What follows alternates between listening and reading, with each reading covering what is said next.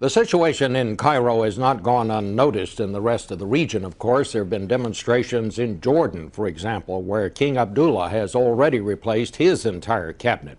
Earlier this morning, I talked to the king's uncle, Prince Hassan, about the situation there.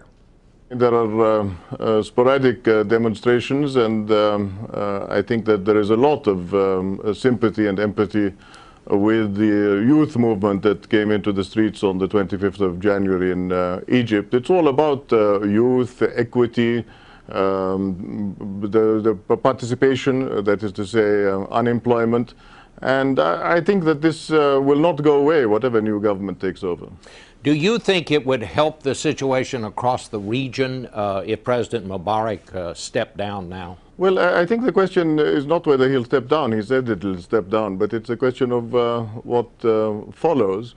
And as I understand, his vice president has had the agreement of all the parties to discuss the constitution. I make a distinction that in Jordan we already have a constitution which I don't think is a subject of major controversy.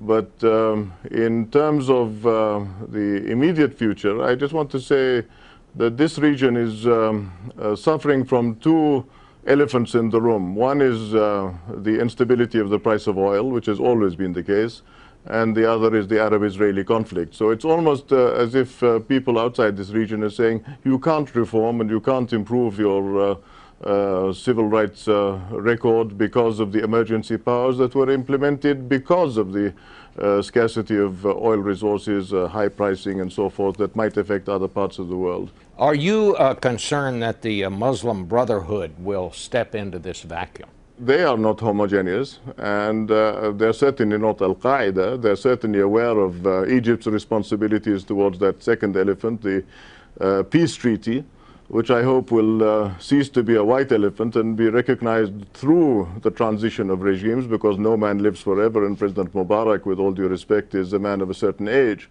So I personally don't think that they are participating, as they did in 1989 in Jordan after elections, was an end in itself. I mean, 4 years later, many of them were voted out of office. So I think to test people on the democratic template is better than not to test them at all. All right. Your Highness, thank you so much for joining us this morning. Thank you very much indeed.